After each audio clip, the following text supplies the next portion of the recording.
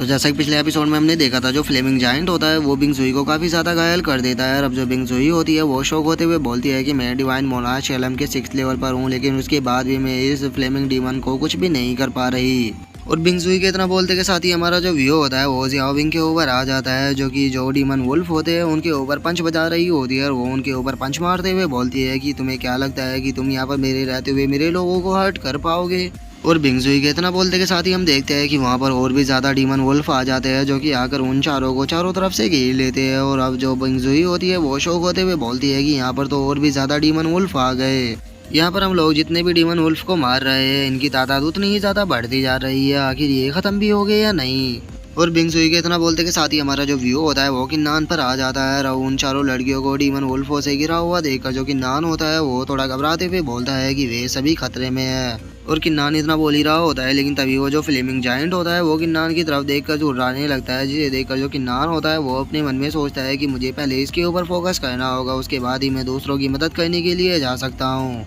लेकिन इसे आखिर मैं कैसे हराऊं, क्योंकि मैं तो इसकी शील्ड को भी नहीं तोड़ पा रहा। और अगर मैं यहाँ पर इससे ऐसे ही फाइट करता रहा तो मैं बाकी लोगों की मदद करने के लिए कैसे जाऊँगा। और इतना बोलकर अब जो किन्नान होता है वो स्नेक गर्ल से चिल्लाते हुए बोलता है कि जियाओटिन यहाँ पर मेरी मदद करना बंद करो, तुम जाओ और जाकर दूसरे लोगों की मदद करो, क्योंकि वे लोग खतरे में हैं। जो सुनकर जो स्नेक गर्ल होती है वो किन्नान से बोलती है कि मास्टर मैं आपको छोड़कर नहीं जा सकती, क्योंकि आपकी प्रोटेक्शन करना ही सब मेरा सबसे पहला काम है। पहले मैं आपको प्रोटेक्ट करूंगी, उसके बाद ही मैं बाकी लोगों की मदद करने के लिए जाऊंगी। जो सुनकर जो किन्नान होता है वो चिल्लाते हुए स्नेक गर्ल से बोलता है कि तुम्हें मेरी चिंता करने की कोई भी जरूरत नहीं है, अभी दूसरे लोगों की मदद की जरूरत है, तो इसीलिए जाओ जब जाकर सबसे पहले उन लोगों की मदद करो। जो सुनकर जो स्नेक गर्ल होती है वो किन्नान से बोलती है कि ठीक है मास्टर, मैं पहले उन लोगों की मदद करने के लिए जा रही हूँ और उन्हें से पैलेस पर छोड़ने के बाद मैं आपकी मदद करने के लिए आऊँगी, तो इतना आपको अपना ध्यान रखना होगा। और इतना बोलकर अब जो स्नेक गर्ल होती है वो बाकी लड़कियों के पास में आ जाती है और वो वहाँ पर आकर चिल्लाते हुए बोलती है कि तुम लोगों को घबराने की कोई भी जरूरत नहीं है, मैं तुम्हें यहाँ पर बचाने के लिए आ चुकी हूँ। और इतना बोलकर जो स्नेक गर्ल होती है वो अपने काफ़ी सारे स्नेकों को निकाल लेती है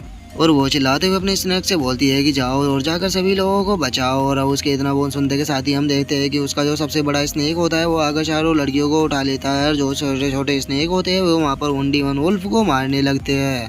जिसके बाद अब हम देखते हैं कि वो जो बड़ा स्नेक होता है वो सभी लड़कियों को वहाँ से उड़ाकर ले जाने लगता है। जिसके बाद अब हम देखते हैं कि वे एक सेफ प्लेस पर आ चुके होते हैं, और जो जियाओ विंग होती है वो शुक्रिया अदा करते हुए बोलती है कि बहुत बहुत शुक्रिया हमारी जान बचाने के लिए। जिसके बाद अब हमारा जो व्यू होता है वो दोबारा से यानरू के ऊपर आ जाता है, जो कि हंसते हुए किन्नान से बोलती है कि किन्नान तुमने तो अपने सभी लोगों को यहाँ से भेज दिया, क्या तुम अकेले ही मेरे साथ में फाइट करने वाले हो?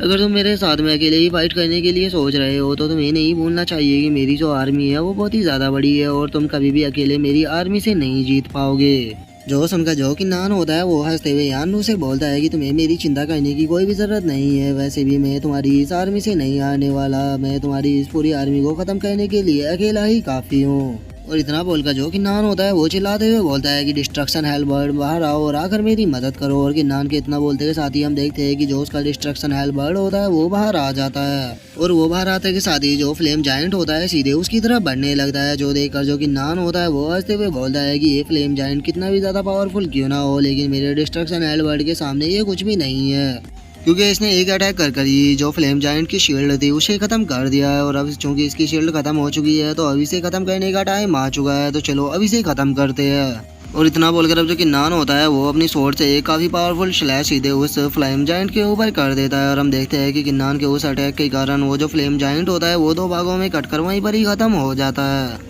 और अपने फ्लेम जायंट को इस तरह से खत्म होता हुआ देखकर जो यानरू होती है वो हंसते हुए किन्नान से बोलती है कि किन्नान मैंने नहीं सोचा था कि तुमने ऐसे पावरफुल ट्रेजर को बचा कर रखा होगा जिसे कि मैं देखकर इतनी ज़्यादा सरप्राइज हो जाऊंगी, लेकिन तुम्हें मेरे केवल एक जायंट को ख़त्म करने के बाद इतना ज़्यादा खुश नहीं होना चाहिए, क्योंकि यहाँ पर केवल एक ही जायंट नहीं है जो कि तुम्हें ख़त्म करना चाहता हो, यहाँ पर अभी भी बाकी के भी मेरे जायंट बचे हुए हैं जो कि तुम्हें खत्म करने के लिए तुम्हारा इंतजार कर रहे हैं। और अब यानरू के इतना बोलते के साथ ही हम देखते हैं कि एक और फ्लेम जायंट किन्नान के पीछे आ जाता है। और अब जो यानरू होती है वो अपनी फिंगर से एक बहुत ही पावरफुल रेड कलर के ओरा को निकालने लगती है, और वो अपने ओरा को निकालते हुए किन्नान से बोलती है कि किन्नान अब डीमन का टाइम आने वाला है और पूरे वर्ल्ड के ऊपर डीमन क्लैन का ही राज होगा। और यानरू के इतना बोलते के साथ ही हम देखते हैं कि वो जो उसका रेड कलर का ओरा होता है वो उस फ्लेमिंग डीमन के अंदर जाने लगता है, जिस कारण वो जो फ्लेम डीमन होता है वो और भी ज़्यादा पावरफुल लगने लगता है। और वो सीधे किन्नान के ऊपर अटैक करने के लिए भी आ जाता है, जिसे देखकर जो किन्नान होता है वो शौक होते हुए बोलता है कि यहाँ पर तो एक और फ्लेम डीमन है।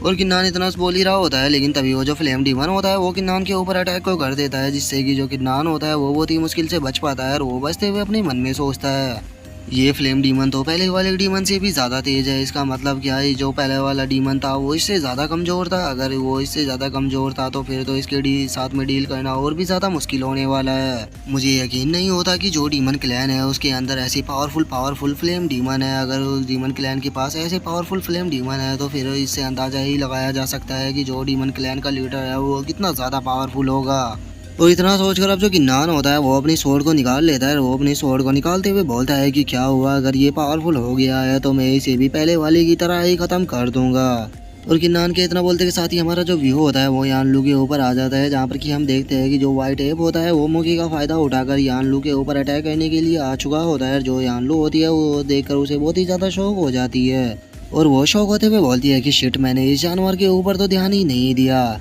और वो इतना सोच ही रही होती है, लेकिन तभी हम देखते हैं कि वो जो वाइट एप होता है वो एक बहुत ही पावरफुल पंच सीधे यानलू के फेस के ऊपर मार देता है, जिस कारण अब जो यानलू होती है वो काफी पीछे जाकर गिरती है। और वहीं दूसरी तरफ हम किन्नान को देखते हैं, जिसने कि उस फ्लेम जायंट को खत्म कर दिया होता है। और वो उस फ्लेम जायंट को खत्म करते हुए बोलता है कि बस एक अटैक और ये फ्लेम जायंट खत्म। पहले फ्लेम जायंट के साथ में इतनी देर फाइट करने के कारण मैं अब इन्हें ख़त्म करने का तरीका समझ चुका हूँ। इन्हें ख़त्म करने का सबसे अच्छा तरीका ये है कि पहले इनकी प्रोटेक्शन शील्ड को हटाओ और उसके बाद इनके हेड के ऊपर अटैक करो, ये एक ही अटैक में ख़त्म हो जाएंगे। और किन्नान के इतना बोलते के साथ ही अब हमारा जो व्यू होता है वो यानलू के ऊपर आ जाता है, जो कि अपने ब्लड को अपने मुंह से पूछते हुए बोलती है कि मैं इस वाइट एप के बारे में तो भूल ही गई थी कि ये भी यहाँ पर आ सकता है और इसी कारण इसने मेरे ऊपर अटैक कर दिया। और इतना बोलकर अब जो यानलू होती है वो हवा में आ जाती है और वो आसमान में आते हुए एक अपने बहुत ही पावरफुल अटैक को बनाते हुए बोलती है कि अभी मेरे लिए सबसे ज़्यादा इंपॉर्टेंट कि वो केव के अंदर का ट्रेजर है, जिसे कि मुझे लेना है। तुम लोगों से मैं बाद में आकर भी निपट सकती हूँ। और इतना बोलकर अब जो यानलू होती है वो वहाँ पर एक बहुत ही पावरफुल अटैक को लॉन्च कर देती है, जिसे देखकर जो कि नान होता है वो शौक होते हुए उस वाइट एप से बोलता है कि इस अटैक से हमें बचना होगा क्योंकि ये बहुत ही ज़्यादा पावरफुल है।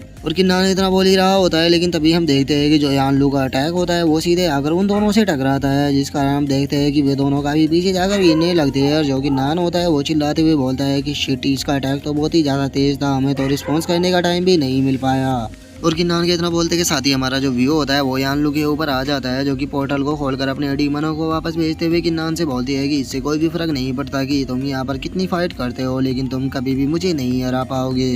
क्योंकि इस गेम के अंदर का जो ट्रेजर है वो मुझे ही बिलोंग करता है और उसे मैं ही लूंगी। तुम लोग चाहे कितनी भी मेहनत क्यों ना कर लो, लेकिन तुम उस ट्रेजर को कभी भी नहीं ले पाओगे। और इतना बोलकर अब जो यानलू होती है वो उस फॉर्मेशन के अंदर आ जाती है और वो उस फॉर्मेशन के अंदर आते हुए बोलती है कि अगर मुझे वो ट्रेजर एक बार मिल गया तो मैं उसकी मदद से डिवाइन मोनार्च एलम के 8 लेवल पर चली जाऊंगी, जिसके बाद मैं अपने डोमेन को भी वापस ले पाऊंगी जो कि मुझसे फास्ट में छीन लिया गया था। और इतना बोलकर अब जो यानलू होती है वो अपनी जगह से गायब हो जाती है और वो गायब होते हुए किन्नान से बोलती है कि ठीक है तो फिर तुमसे बाद में मिलूंगी, अभी मैं यहाँ से अपने ट्रेजर को लेने के लिए जा रही हूँ। और अब यानलू के इतना बोलते के साथ ही जो हमारा आज का एपिसोड है वो यहीं पे ख़त्म हो जाता है। तो अब नेक्स्ट एपिसोड में देखिए कि आगे क्या होता है। अगर आप लोगों को वीडियो अच्छी लगी हो तो लाइक करना, चैनल को सब्सक्राइब करना। मैं मिलता हूँ नेक्स्ट एपिसोड में, तब तक के लिए बाय बाय गाइस।